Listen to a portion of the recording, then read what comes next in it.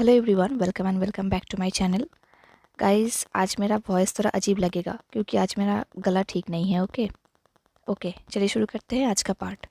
Last part में हमने देखा था कि वुई wuxian, जो कि एक फॉक्स है, वो गुसू आया था अपने सिबलिंग्स के साथ पढ़ाई के लिए।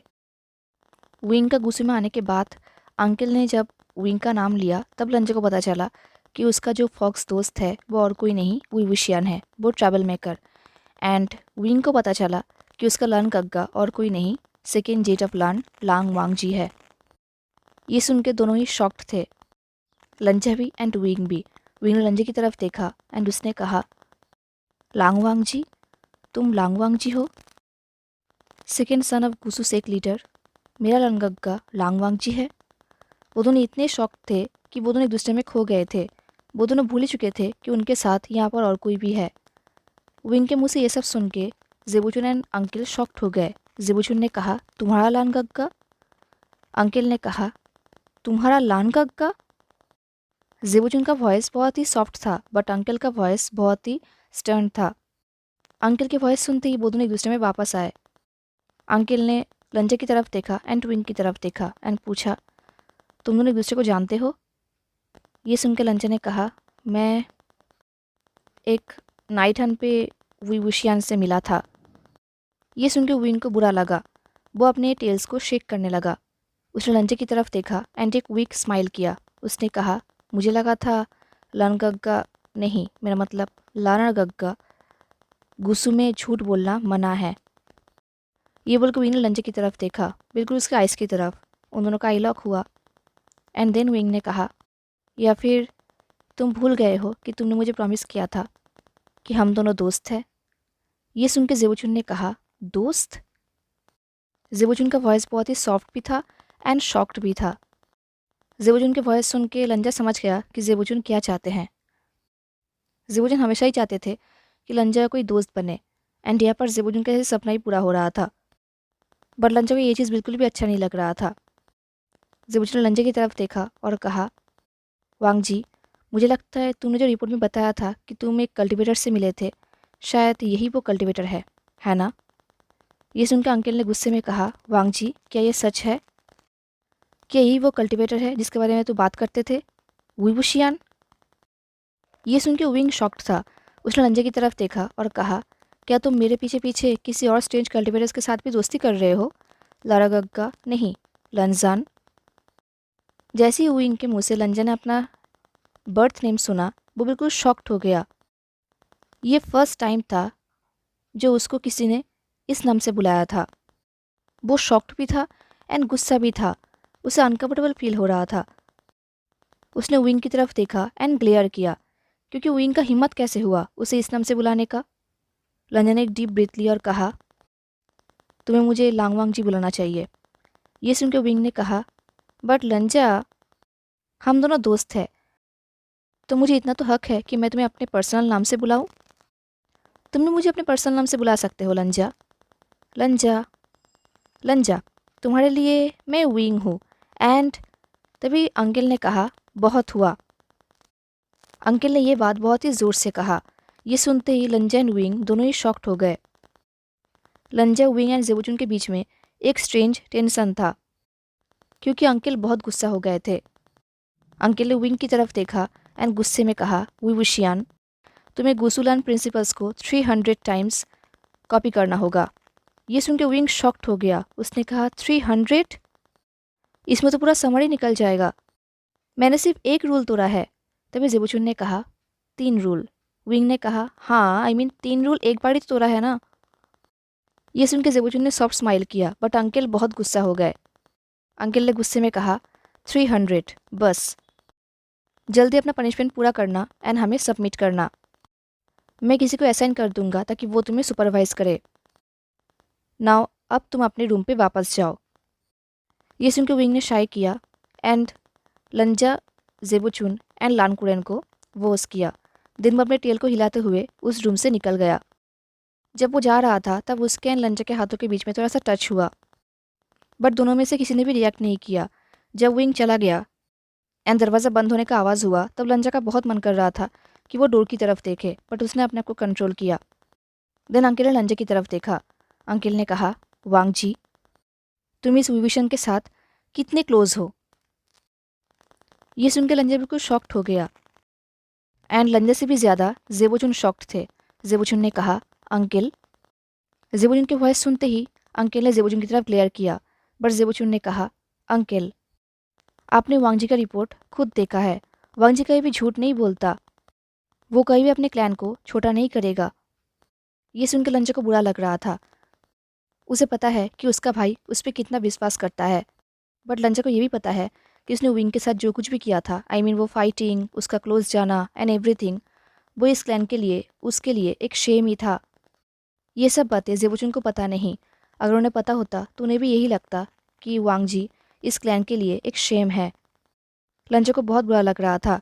उसने अपने हेड को फ्लोर पे रखा एंड वॉश करते हुए कहा, वांग जी अपने अंकिल एंड सेक लीडर से माफ़ी मांगता है एंड पनिशमेंट के लिए परमिशन चाहता है।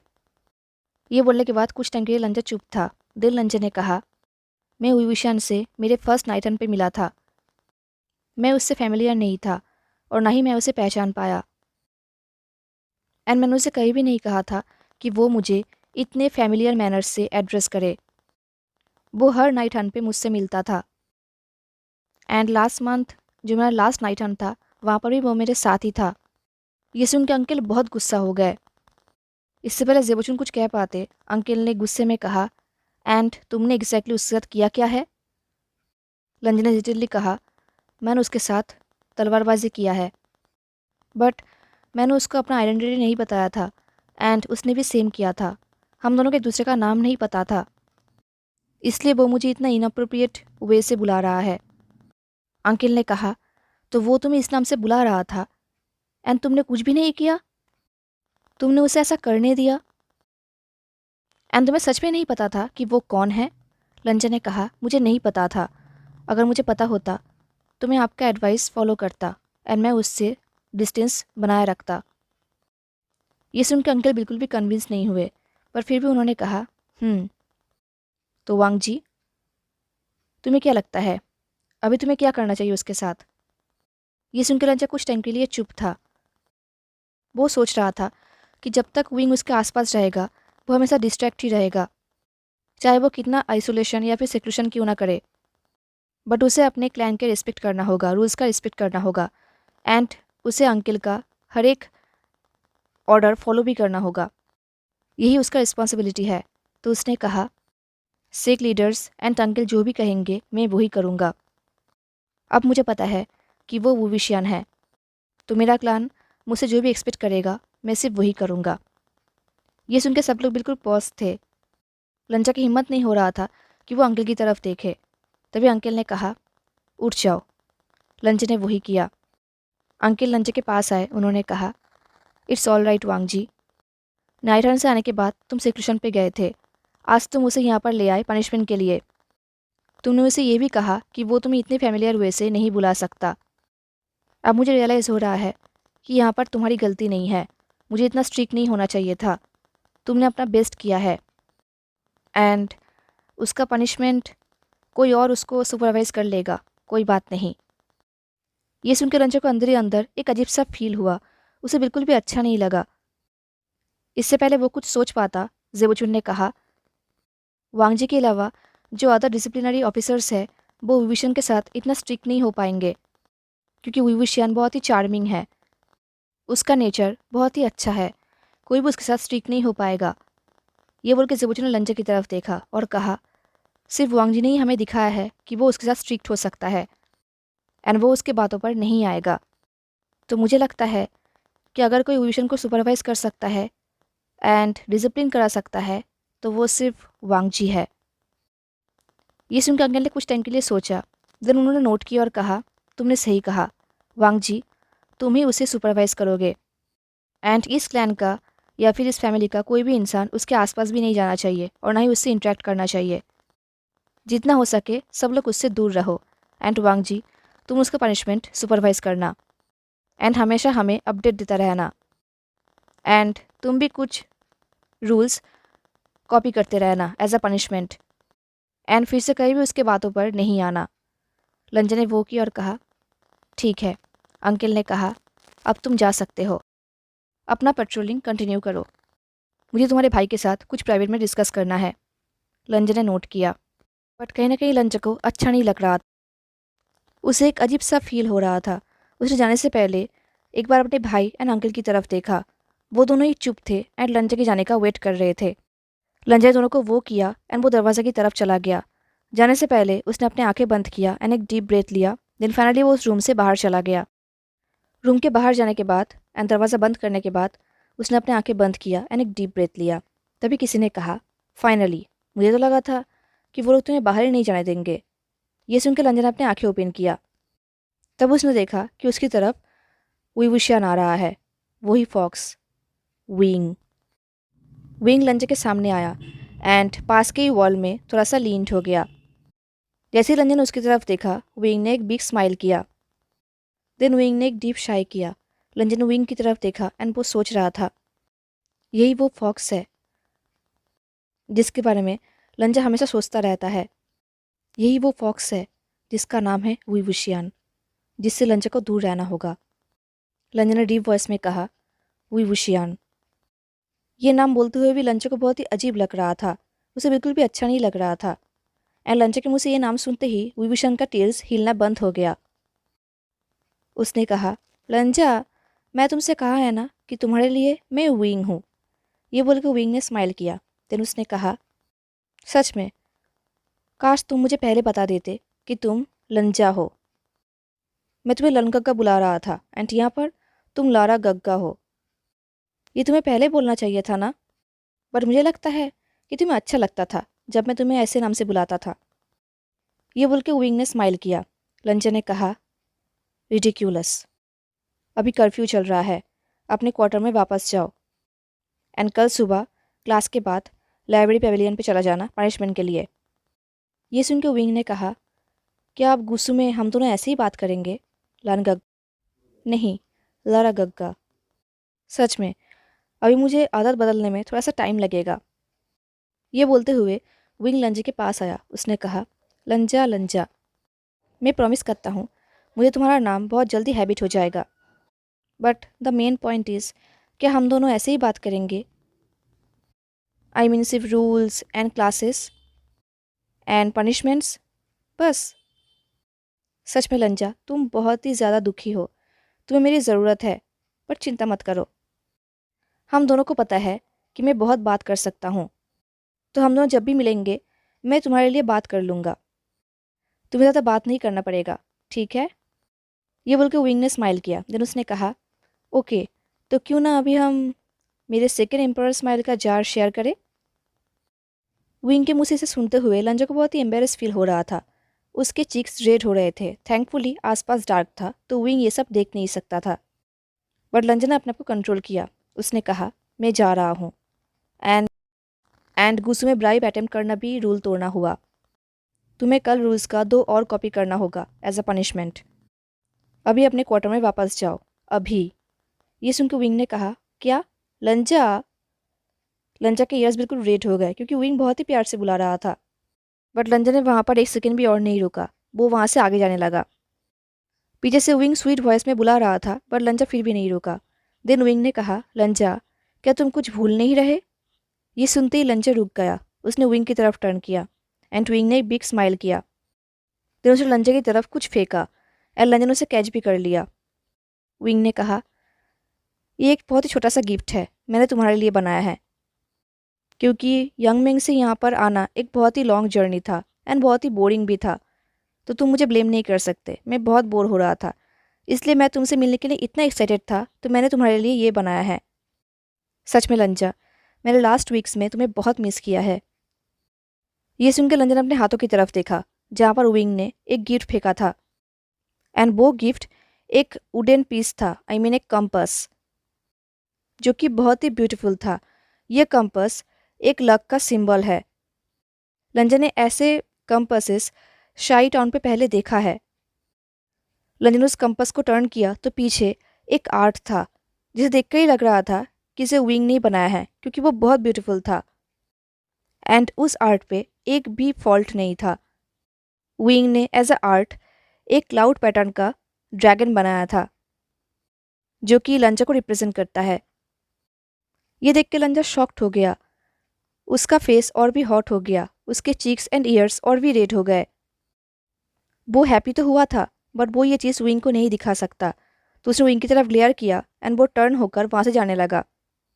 बट लंजा को पता है कि विंग ने उसका फेस एंड ईयर्स नोटिस किया है क्योंकि उसके ऊपर मूनलाइट पड़ रहा था। तो लंजा को देखकर विंग हंस रहा था बट लंजा ने कोई भी रिस्पॉन्स नहीं किया, वो आगे जाने लगा। तो विंग ने पीछे से चिल्लाकर कहा, गुड नाइट लंजा, तुमसे प्रॉपरली मिलके बहुत अच्छा लगा। लंजा ने कोई भी रिस्पॉन्स नहीं किया, वो आगे चला गया। अब नेक्स्ट डे क्लासेस स्टार्ट हुआ। लंजा बिल्कुल फ्रंट रो पे बैठा हुआ था। क्लास में बहुत सारे स्टूडेंट्स थे। लंजा सबके विस्पर्स भी सुन पा रहा था एंड ऑफ कोर्स वहाँ पर विंग भी था जो कि बदमाशी कर रहा था। फाइनली क्लास स्टार्ट हुआ एंड अंकिल रूल्स बोलना स्टार्ट कर रहे थे। विंग को बहुत बोरिंग लग रहा था, उसे नींद आ रहा था। वो चुपचाप ऐसे बैठ नहीं सकता था, तो वो कुछ ना कुछ किया जा रहा था एंड वो स्माइल भी कर रहा था। एंड जब भी लंजा विंग को स्माइल करते हुए देख रहा था, उसे अंदर अंदर एक अजीब सा हैप्पीनेस फील हो रहा था जो कि नहीं होना चाहिए। उसका अटेंशन बार बार विंग पर जा रहा था। फाइनली अंकिल ने रूल्स बोलना स्टॉप किया। अब क्लास प्रॉपरली स्टार्ट होने वाला था, तो लंजा ने अंकिल की तरफ फोकस किया। कुछ टाइम बाद लंजा के हाथों में कुछ चल रहा था। तभी लंजा ने अपने हाथों की तरफ देखा तो उसके हाथ में एक पेपरमैन था जो कि उसके हाथों से होकर ऊपर जा रहा था। उस पेपरमैन के ऊपर एक तलिस्मान ड्रॉ किया हुआ था। लंजा ने उस पेपरमैन के तलिस्मान को ध्यान से देखा एंड उसे रियलाइज हुआ ये किसी और का नहीं, विंग का काम है। उस पेपरमैन ने अपने छोटे छोटे हाथों से लंजा को हक कर लिया, उसके हाथ को। ये देख के लंजा के ईयर्स रेड हो गए। उसने विंग की तरफ देखा। उसे याद आ रहा था कि उसने अंकल को प्रॉमिस किया था कि वो विंग को गार्ड देगा, सुपरवाइज करेगा, बट यहाँ पर वो कुछ भी नहीं कर पा रहा है। वो विंग की तरफ और भी अट्रैक्टेड होते जा रहा था। पूरे लाइफ में लंजा के पास के सीट में बैठने का किसी का भी हिम्मत नहीं होता था, बट यहाँ पर विंग वो लंजा के पास बैठा हुआ था। सिर्फ आज ही नहीं, जब से वो विंग से मिला है, विंग ने कभी भी लंजा से डर नहीं फील किया है। वो हमेशा लंजा को खुद अप्रोच करता है। उसे लंजा से डर नहीं है, बल्कि वो लंजा से फ्रेंडशिप करना चाहता है, उससे बात करना चाहता है। तो लंजा उसे कैसे सुपरवाइज करेगा, वो उसे कैसे पनिशमेंट देगा? लंजा ये सब सोचते हुए विंग को देख रहा था। विंग जिसका आंखें बंद था क्योंकि उसका सोल उस पेपरमैन के अंदर था। लंजा ने उस पेपरमैन को लिया एंड एक बुक के ऊपर रखा एंड बुक को क्लोज कर दिया बहुत ही जोर से। इससे विंग के अंदर सोल वापस आ गया एंड वो चौंक गया।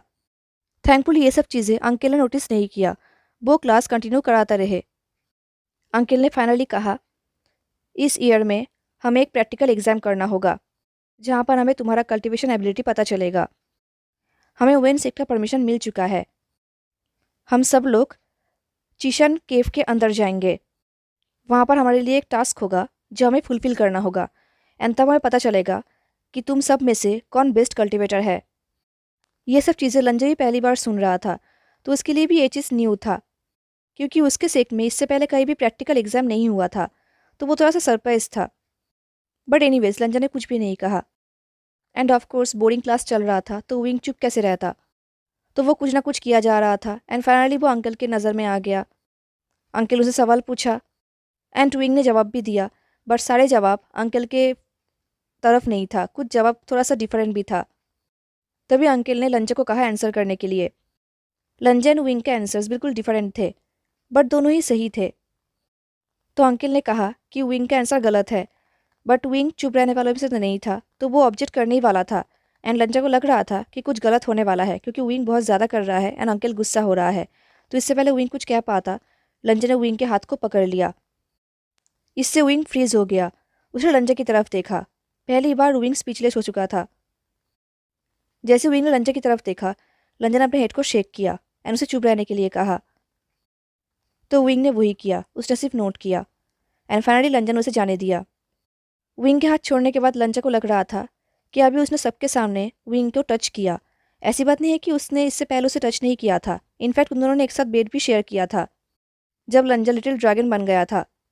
बट इस बार उसने सबके सामने ओपनली क्लास में उसे टच किया। ये सोचते हुए लंजा के ईयर्स रेड हो गए एंड फॉर्चुनेटली अंकल ने ये सब चीज़ें नोटिस नहीं किया। फाइनली क्लास ख़त्म हुआ, अंकल भी चले गए। इससे पहले विंग कुछ कह पाता, लंजा उठकर खड़ा हुआ। उसने विंग की तरफ देखा और कहा, मैं तुम्हें लाइब्रेरी दिखा देता हूँ। ये बोलते हुए लंजा आगे जाने लगा। विंग ने भी उसे फॉलो किया। जाते जाते विंग ने अपने हाथ को लंजा के शोल्डर पर रखा। उसने कहा, लंजा, तूने मुझे बात करने से क्यों रोका? तुम्हें पता भी नहीं था कि मैं क्या कहने वाला था। लंजा ने कुछ भी नहीं कहा। सारे डिसिबल्स उन दोनों को ही देख रहे थे क्योंकि विंग ने लंजा को टच किया था। उसका हाथ लंजा के शोल्डर पे था, तो सब लोग शॉक्ड हो गए थे। ये देख के लंजा हड़ीटली आगे जाने लगा। ये देख के विंग ने कहा, लंजा, इतनी जल्दी क्या है? एंड तुमने मुझे गुस्सू का एक टूर भी नहीं दिया है। बट लंजा ने कोई भी रिप्लाई नहीं किया। लंजा को पता है, चाहे वो कुछ भी क्यों ना कहे, विंग लंजा को मना कर ही छोड़ेगा। तो लंजा बातों पे नहीं जाना चाहता था। फाइनली वो लोग लाइब्रेरी में पहुंच गए। विंग के हाथों में रूल्स का बुक आया एंड बुक्स को देखते ही विंग शॉक्ड हो गया। उसने कहा, लंजा, यहाँ पर कितने सारे रूल्स है। ये बोलते हुए विंग ने ग्रोन किया। उसने कहा, लंजा, ये तो पूरा समर निकल जाएगा, मैं इसे कंप्लीट नहीं कर पाऊंगा। मैं तुम्हारा पुराना दोस्त हूँ ना, तो प्लीज़ थोड़ा सा तो मर्सी दिखाओ। बट लंजा ने उसे इग्नोर किया एंड वो अपने डेस्क पे चला गया। लंजा विंग को जानता है। उसे पता है कि विंग नाटक तो करेगा ही, बट लंजा को विंग के बातों पे नहीं आना है। तो वो अपने डेस्क पे जाकर बुक्स पढ़ने लगा। वो विंग को कम्प्लीटली इग्नोर कर रहा था, बट विंग ये सब नहीं सह सकता ऑफ कोर्स। तो वो कॉपी करने की जगह आवाज़ें कर रहा था, पेपर का आवाज़, पेन का आवाज़। लंजा उसे इग्नोर कर रहा था, बट विंग थोड़ी रुकता। वो कंटिन्यू आवाज़ किया जा रहा था। दिन जब विंग ने देखा कि लंजा इग्नोर कर रहा है, उसने कहा, लंजा। लंजा ने कोई भी रिस्पॉन्स नहीं किया। विंग ने कहा, लंजा। लंजा ने फिर से कोई भी रिस्पॉन्स नहीं किया। लंजा ने एक डीप ब्रेथ लिया। तो विंग ने कहा, लंजा, मुझे बोर फील हो रहा है। ये बोलते हुए विंग लंजा के डेस्क के पास आया। ये देख के लंजा ने विंग की तरफ देखा एंड जैसे ही उसने ऐसा किया, विंग लंजा के और भी पास चला गया एंड डेस्क के ऊपर लीन्ड हो गया एंड पाउट करने लगा। उसने कहा, लंजा, मैंने ऑलरेडी 100 रूल्स कॉपी कर लिया है। क्या आज के लिए हम यहाँ पर ही फिनिश नहीं कर सकते? मैं फिर से साई टाउन पे जाना चाहता हूँ। लंजा ने कहा, अभी ये स्टडी आवर्स है, तुम कहीं पर भी नहीं जा सकते। अपना काम वापस से करो। ये सुनकर विंग ने ड्रामा करना स्टार्ट किया। उसने कहा, लंजा, मेरे पास तो पूरा समर है ना इसे कॉपी करने के लिए। रूल्स पे तो कहा गया है ना कि 3 बोल से ज़्यादा मत खाना। बट लंजा, मुझे ये सब रूल्स समझ में नहीं आ रहा। ये सब रूल्स हमें स्ट्रेन क्यों करना चाहता है?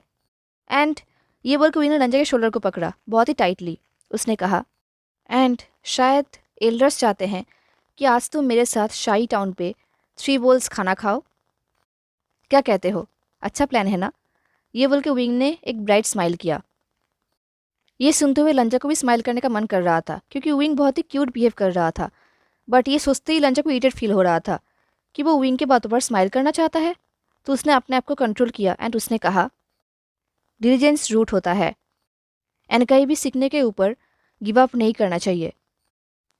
हमेशा तुम्हें सीखना चाहिए। ये बोलते हुए लंजा सोच रहा था कि वो आज के लिए विंग को थोड़ा सा कंप्रोमाइज़ तो ऑफर कर ही सकता है कि अगर विंग उस रूल्स को थोड़ा सा और कॉपी कर ले तो शायद आज लंजा विंग को जल्दी छोड़ देगा। ये सोचते हुए लंजा ऑफर करने ही वाला था, तभी विंग ने कहा, लंजा, मैं तुम्हें सॉरी कहा है ना रूल्स को ब्रेक करने के लिए। आई एम रियली सॉरी कि मेरे वजह से तुम्हारे अंकल को ट्रैवल उठाना पड़ा। But trust me, next time मैं केयरफुल रहूँगा। ये सुनकर लंजा ने सोचा, नेक्स्ट टाइम? बट उसने कुछ कहा नहीं। विंग ने कहा, अब मैं माफ़ी मांगने के लिए और क्या करूं? क्या तुम्हें मेरे ऊपर ट्रस्ट नहीं है लारा गग्गा?